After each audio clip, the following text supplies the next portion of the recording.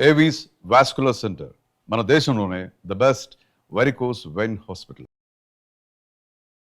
అందరికీ నమస్కారం. నా పేరు మాధురి. మీరు చూస్తుంది సుమన్ టీవీ నెట్వర్క్. ప్రస్తుతం మనతో పాటు ఉన్నారు ప్రముఖ జ్యోతిష్య వాస్తు పండితులు బ్రహ్మశ్రీ నానాజీ పట్నాయక్ గురువు గారు. నమస్కారం గురువు గారు. శ్రీమాత్రే నమః. పితృపక్షాలు ప్రతి ఒక్కళ్ళు కూడా పాటించాల్సిందని చెప్పేసి అంటున్నారు కదండి. అయితే ఈ పితృపక్షాల్లో తర్పణాలు వదిలేది కేవలం ఆ ఇంటి వారసులే అంటారా? అంటే వారసురాళ్ళకి ఆ అవకాశం ఉండదా? మరి మంచి ప్రశ్న వేశారమ్మా. దీనికి గరుడ పురాణం, అగ్ని పురాణాల్లో కొన్ని విషయాలు చెప్పారు దీని గురించి. ఇప్పుడు ఇంట్లో గనక అసలు వారసులు అంటే అబ్బాయిలే లేరు, అమ్మాయి ఒక్కరితే ఉంది, ఎవరూ తెలియదు. అప్పుడు ఒక పురోహితుడిని పిలిచి ఆ పురోహితుడు ఆ యొక్క బాధ్యతను తీసుకొని చేస్తాడు. ఇప్పుడు ఎలా అయితే మనం ఒక పూజ చేయించుకునేటప్పుడు, యజ్ఞం చేసుకునేటప్పుడు ఎలాగో పురోహితుడు ఆ యొక్క బాధ్యతను తీసుకొని చేయవచ్చు అని చెప్పి శాస్త్రం చెప్తుంది. దానికి ఏమి ఇబ్బంది లేదు. ఇంకొకటి, ఇప్పుడు ఎగ్జాంపుల్ ఎవరికి ఎవరైనా చేయొచ్చు కూడా. ఎలా అంటే ఇప్పుడు ఎగ్జాంపుల్ నాకు ఏ సర్దార్ వల్లభాయ్ పటేల్ గారు నాకు బాగా ఇంట్రెస్ట్ అనుకుందాం, లేకపోతే ఏ వివేకానందులో నాకు బాగా ఇష్టం, అతని ఆత్మ తరించాలని నేను అనుకుంటున్నా ఉదాహరణకి. అప్పుడు నేను ఆయన పేరు మీద నేను తర్పణం వదలవచ్చు, ఆయన పేరు మీద నేను స్వయం పాకం ఇవ్వచ్చు, వాళ్ళు తరించాలి అనేటువంటి భావనతో. ఇక్కడ ఏంటంటే మీరు ఇచ్చేటువంటి తర్పణాలు కానీ స్వయం పాకం ఇవన్నీ ఏమవుతాయంటే కేవలం వాళ్ళకొక్కరికే కాదు, ఈ జగత్తులో ఉన్న ప్రతి ప్రాణికి ఇది ఎలా ఉంటుందంటే ఇక్కడ మీకు అనిపించవచ్చు ఏమండి ఇక్కడ మనం ఇస్తూ ఉంటే అక్కడికి ఎలా వెళ్తుంది అని. ఎలా అయితే ఇక్కడ మనం ఇండియాలో రూపీస్ రూపంలో మనం బ్యాంకులో వేస్తే ఆ యొక్క దేశంలో డాలర్ రూపంలో మరి వెళ్తుంది కదా. అవునండి. మనం ఏదైతే సూర్య భగవానుడికి అర్ఘ్యం వదులుతాం, సూర్యుల్లో ఎవరెవరు ఉంటారని చెప్తుందంటే శాస్త్రం, నారాయణుడు, శివుడు, బ్రహ్మ, అమ్మవారు, యక్షులు, గంధర్వులు, సర్పాలు, అప్సరసలు అందరూ ఉంటారు, పితృదేవతలు కూడా ఉంటారు. వదిలేటువంటి సూర్యుడికి వదిలేటువంటిది కానివ్వండి, అది కూడా ఆ యొక్క నీరు మనం అర్ఘ్యం వదులుతాం కదా, లేకపోతే మనం ఏదైతే తర్పణాలు ఇందాక మనం అనుకున్నాం కదా, అలా ఇచ్చినటువంటి స్వయం పాకం ఇచ్చినవన్నీ ఫస్ట్ ముందు సూర్యమండలం ఉండేటువంటి వాటికి వెళ్తాయి. అక్కడి నుంచి చంద్రుడికి వెళ్తుంది, చంద్రుడి నుంచి చంద్రుడి యొక్క కిరణాల ద్వారా భూమి మీదకి వచ్చి, ఇదంతా ఎలా అంటే ఇప్పుడు మీరు చూడండి ఇదంతా అలా ఎలా వెళ్తుందని మీకు అనిపించవచ్చు. ఇప్పుడు మీరు ఇక్కడ ఫోన్లో డయల్ చేశారు, డయల్ చేసినప్పుడు మీరు ఒక నెంబర్ని డయల్ చేస్తారు, ఈ నెంబర్ నుంచి సిగ్నల్ ఎక్కడికి వెళ్తుంది, టవర్కి వెళ్తుంది, ఈ ఏరియాలో ఉండే టవర్కి వెళ్తుంది, టవర్ నుంచి శాటిలైట్కి వెళ్తుంది, శాటిలైట్ నుంచి ఆ వ్యక్తి ఎక్కడ ఉన్నాడు ఆ టవర్కి వెళ్తుంది, ఆ టవర్ నుంచి ఆ వ్యక్తి ఫోన్కి వెళ్తుంది, phone to tower, tower to satellite, satellite to మళ్ళీ టవర్, టవర్ టు ఆ వ్యక్తి. ఎలా వెళ్తుందండి?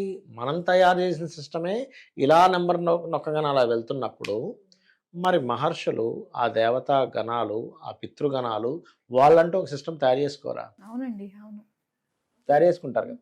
మీరు ఎప్పుడైతే ఇక్కడ గోత్రము, నామము చదివి వదులుతుంటారో అది అలా చక్కగా సూర్యుడు, సూర్యుడు నుంచి చంద్రుడు, చంద్రుడి నుంచి ఔషధముల రూపంలో ఈ యొక్క వ్యక్తి ఎక్కడ పుట్టాడో, ఏ జీవరాశిగా ఉన్నాడో అక్కడుండేటువంటి ఆ ప్రాణికి ఏం కావాలో ఆ రూపంలో వెళ్తుంది. నిజంగా ఈ రకంగా ఆత్మకి మనం చేస్తున్నట్టే అవుతుంది. ఇప్పుడు దాంతోపాటు ఇంకా ఎక్సెస్ ఏదైనా ఉంటే మిగతా ప్రాణులకు కూడా వెళ్ళి మీకు పుణ్యం కలుగుతుంది. అంటే సమస్త లోకంలో ఉన్న సమస్త జీవరాశులకి మీరు ఇచ్చినట్టే. ఏదో మీ ఒక్కరికే కాదు, వాళ్ళ ఒక్కరికే కాదు, మిగతా జీవరాశులు కూడా చెందుతుంది అది. ఇప్పుడు మనకి ఫోన్ థియరీ చెప్పాను, ఎలా వెళ్తుందండి అంటే వెళ్తుంది. మనం తయారు చేసిన చిన్న సిస్టమ్ ఇలా వెళ్తున్నప్పుడు అది భగవంతుడి విశ్వరచన. అదంతా కూడా విశ్వంలో ఏది ఎలా సాగాలో ఒక సైకిల్ తయారు చేశాడు. అంటే ఎట్లాగా నీళ్ళు ఎవాపరేట్ అవ్వాలి, మేఘంగా మారాలి, హిమాలయాలకు, కొండల ప్రాంతాలకు వెళ్ళి మామూలుగా కొన్ని గ్రీనరీ ఏరియాస్కి వెళ్ళాలి, అక్కడ చక్కగా వర్షం పడాలి, మళ్ళీ నదుల రూపంలో కిందకి రావాలి, మళ్ళీ వెళ్ళి తిరగట్లే సైకిల్. ఇప్పుడు పిల్లలు లేని వాళ్ళ పరిస్థితి ఏంటి గురువు గారు? మరి ఇలాంటి తర్పణాలు అవి అప్పుడు చెప్పాను కదా, బ్రాహ్మణుడిని పెట్టుకొని వాళ్ళు కూడా అలానే చేసుకోవచ్చు. అంతే. ఓకే. పిల్లలు లేని వాళ్ళంటే మీరు అనేది తల్లిదండ్రులు అంటున్నారా? అంటే తల్లిదండ్రులు ఉంటారు కానీ పిల్లలు వాళ్ళకి లేరు, ఇంకా ఆ వంశం ఇంకా వాళ్ళతోటే ఎండ్. అందుకే మనకి ఏం చెప్తారంటే శాస్త్రంలో గయ లాంటి వాటికి వెళ్ళి వాళ్ళు బ్రతికుండగానే వాళ్ళు చేసుకుంటారు కొంతమంది. అంటే ఇంకెవ్వరూ లేరు తర్వాత తరం వాళ్ళకి. కొన్ని కార్యక్రమాలు ఉంటాయి, ఇంక వాళ్ళకి ఎవ్వరూ లేకపోతే, అంటే ఒకవేళ పిల్లలు లేరు, చిన్నాన్న కొడుకులో పెదనాన్న కొడుకులు ఉంటారు, వాళ్ళు పెట్టవచ్చు, తప్పేం కాదు, వాళ్ళు ఎటువంటి సందేహం లేదు, ఖచ్చితంగా చేయొచ్చు. లేదా అసలు వాళ్ళ వంశమే ఎవరూ లేరు, ఈయన కూడా చేసుకోవచ్చు. అంటే ఈయనకంటే బ్రతికుండగానే కొన్ని కార్యక్రమాలు చేస్తారు. అలా చేసి ఇంకా జన్మరాహిత్యం గయలో లేకపోతే కాశీలోనే చేసుకుంటే అనంతమైనటువంటి పుణ్యం వస్తుంది ఇట్లాంటివి చెప్తుంటారు చూసారా, అలాంటివన్నీ ఆ కార్యక్రమాలు ఆ రకంగా చేస్తూ ఉంటారు. ఇప్పుడు మీరు అన్నట్టుగానే అలాంటి మన ఇప్పుడు కాశీ ఎగ్జాంపుల్ గయా పిల్లలు లేకపోయినా వాళ్ళ పిల్లలే చేయాలని రూల్ లేదు. చిన్నాన్న పెదనాన్న ఇంకా వేరే వాళ్ళు ఉంటారు, వాళ్ళు చేయొచ్చమ్మా. ఇప్పుడు మరి మీరు కాశీకి వెళ్ళారనుకోండి, కాశీలో వాళ్ళు ఏం చేస్తారంటే దాదాపు 32 ఉండలేమో పెడతారు పిండాలు.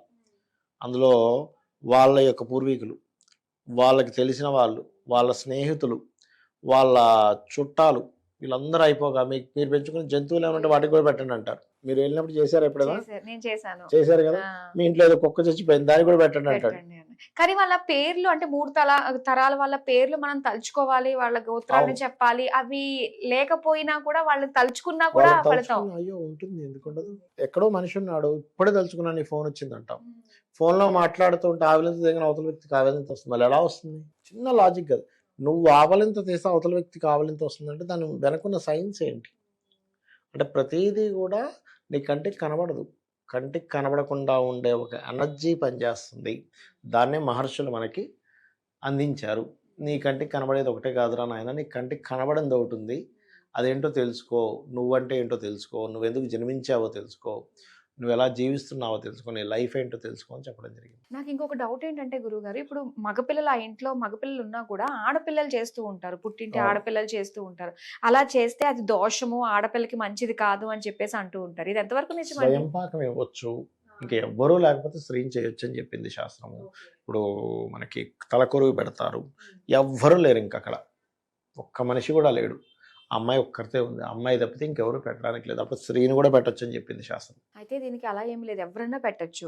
చేయొచ్చు, కాకపోతే అక్కడ ఉండే సిచ్యువేషన్ బట్టి. ఎవరు లేరన్నప్పుడు ఇంకా ఇప్పుడు నీకు ఆకలేస్తుంది, శాకాహారివి అనుకుందాం, కానీ మాంసం ఒకటే అక్కడ ఉంది, తినకపోతే నీ ప్రాణం నిలబడదు, అప్పుడు ఏం చేస్తావు? మాంసాహారం తినాలి, తప్పదు, ప్రాణం నిలబెట్టడం కోసం. ఎందుకంటే అక్కడ కట్ చేసున్న మాంసం ముక్క కంటే నీ ప్రాణం గొప్పది. అమ్మో నేను మాంసం తిన్నావా, నేను ఇదైపోతానేమంటే నీ ప్రాణం నిలబెట్టుకోవడం గొప్పది దానికంటే కూడా. ఇప్పుడు అసత్య దోషము, అబద్ధం ఆడకూడదు అంటారు. ఒక గోవు ఎవరో వెంటబడుతూ వస్తూ గోవిలా సైడ్ నుంచి సందులోకి వెళ్ళిపోయింది. ఎవరో ముగ్గురు వచ్చి అడిగారు, అయ్యా మేము గోవుని సంహరిద్దాం అనుకున్నాం, అది అట్లా పారిపోయింది, కత్తి కొట్టే లోపల ఎక్కడుందో చెప్పండి అంటే, అప్పుడు నిజమే చెప్పాలి కదా, గోవు ఈ సందులోకి వెళ్ళింది, వెళ్ళి పట్టేసుకుని చంపేయండి అని చెప్తామా? ఏమో నేను చూడలేదు అనొచ్చు, అప్పుడు అది అసత్య దోషం రాదు. అంటే పెద్ద ధర్మాన్ని నువ్వు కాపాడడానికి మాట్లాడే మాట అసత్య దోషం కిందకి రాదు. గోవుని కాపాడడం చాలా గొప్ప ధర్మం, నీ ప్రాణాన్ని కాపాడుకోవడం గొప్ప ధర్మం. ఆ సమయంలో నువ్వు ఏదైతే దొరికితే అది తింటావో అది నీకు దోషం కింద అంటదు. అలాగే ఆ సమయంలో ఆ వ్యక్తికి ఎవరూ లేరు, ఆడపిల్ల ఒక్కరితే ఉంది, ఎవరూ పెట్టడానికి ముందుకు రాలేదు, మాకు అది ఉందంటే ఇది ఉందనుకుంటే తప్పించుకున్నారు, అప్పుడు ఆడపిల్ల కూడా పెట్టొచ్చు అని చెప్తుంది శాస్త్రం. ఆ స్త్రీమూర్తి కూడా చక్కగా పెట్టొచ్చు. అలానే ఇంకోటి అంటారు గురువుగారు, ఇప్పుడు పెద్దవాళ్ళు చనిపోయిన కొన్ని సంవత్సరాల వరకు ఇలాంటి కార్యక్రమాలు అవి చేయకపోతే ఫస్ట్ టైం చేసినప్పుడు దానికి కొన్ని రకాల పద్ధతులు ఉంటాయి చేయడానికి అని, అలాంటిది ఏదైనా ఉందా? ఉంటుందండి, ఉంటుంది. ఇప్పుడు కొన్ని ఎలా ఉంటాయంటే అండి, మన పూర్వీకులు అంటే ఏమీ లేదమ్మా, ఇక్కడ సింపుల్ ఆ యొక్క ఎనర్జీని మనం తీసుకోవట్లేదు. సింపుల్ ఏం లేదు, ఇప్పుడు మన బాడీలో రకరకాల వైటమిన్స్ ఇవన్నీ ఉంటాయి. టెస్ట్ చేస్తే మనం వీక్ ఎందుకు అయ్యామంటే టెస్ట్ చేస్తే ఏమొస్తుంది, పలానా డెఫిషియన్సీ ఉందండి, సి విటమిన్ డెఫిషియన్సీ ఉంది, విటమిన్ డి డెఫిషియన్సీ ఉంది, మీరు ఎండలో తిరగట్లేదు అందుకే మీకు ఈ విటమిన్ తగ్గింది అని చెప్తుంటాం. అంటే ఏమిటి, ఎండలో తిరగకపోవడం వల్ల మనకు తగ్గింది, డెఫిషియన్సీ వచ్చింది. అవును. ఇక్కడ సూర్యుడి యొక్క కిరణాలను ఒక్కొక్కడు ఒక్కో రకంగా అర్థం చేసుకుంటాడు. బట్టలు ఆరబెట్టుకునే వాళ్ళు బట్టలు ఆరడానికి బాగుంటాయి అనుకుంటాడు సూర్యకిరణాలు, అవును. ఒడియాలు పెట్టుకుని ఒడియాలు ఆడడానికి బాగుంది అనుకుంటాడు. పొద్దున్నే అమ్మాయి నాకు కొంచెం వేడిగా ఉంది చలిపోవడానికి అనుకునే వాళ్ళు ఒకళ్ళు అనుకుంటే, ఆ కిరణాలు ఎవరో కాదు సూర్యుడి యొక్క కిరణాలే గాయత్రి అనుకునే వాళ్ళు ఉంటారు. సైంటిస్ట్ అయితే సూర్యుడి యొక్క కిరణాలలో విటమిన్ డి ఉందని చెప్పి గుర్తిస్తాడు. మనము అందులో ఏముందో గుర్తించేది. ఈ శాస్త్రాల్లో ఏం చెప్తాం మనం, సూర్యుడు అంటే భగవంతుడు, సూర్య యొక్క కిరణాలు అంటే గాయత్రి, సూర్యకిరణాల ద్వారా మనకు ఆరోగ్యం పెరుగుతుంది, మన శాస్త్రాల్లో కొన్ని వేల లక్షల సంవత్సరాల క్రితం చెప్పడం జరిగింది. ఇప్పుడు నువ్వు అది తప్పని చెప్పమనండి ఎవరినైనా, సైంటిస్ట్ని ఎలా చెప్తాడు? మరి ఆ తప్పైతే అన్ని తప్పే అవ్వాలి. మరి అంటే ఏంటంటే నువ్వు పితృదేవతల నుంచి ఇది వస్తుంది అని చెప్పేది జ్ఞానం. ఏం లేదు, చనిపోయాక మనిషి ఎక్కడ కనిపిస్తాడు, నీ కంటికి కనిపించట్లేదు కదా అనుకుంటే అదొక నీకు తెలియదు, నీకు తెలియంది అజ్ఞానం అవుతుందని జ్ఞానం అవ్వదు కదా, నీకు తెలియదు కాబట్టి అది నిజమని కూడా అజ్ఞానం, నువ్వు తెలుసుకొని శోధించి తెలుసుకొని దాన్ని పాటించడం జ్ఞానం. నిజంగా అండి. మన శ్రేయస్సు కోసం ఈ పితృపక్షాలు వస్తాయి కాబట్టి ప్రతి అంతే కదా. ఒక్కళ్ళు కూడా అవును చేసుకుని మంచి జీవితాన్ని అనుభవించవచ్చు. మనం మంచి జీవితాన్ని అనుభవించడానికి మాత్రమే ఇవన్నీ కూడా, మనం తరించడానికి, మన జన్మ తరించడానికి, మన పితృదేవతలు, మన పూర్వీకులు తరించడానికి పెట్టినటువంటి విషయాలు ఇవన్నీ కూడా. చాలా మంచి విషయాలు తెలియజేసినందుకు ధన్యవాదాలు గురువు. శ్రీమాత్రే నమః.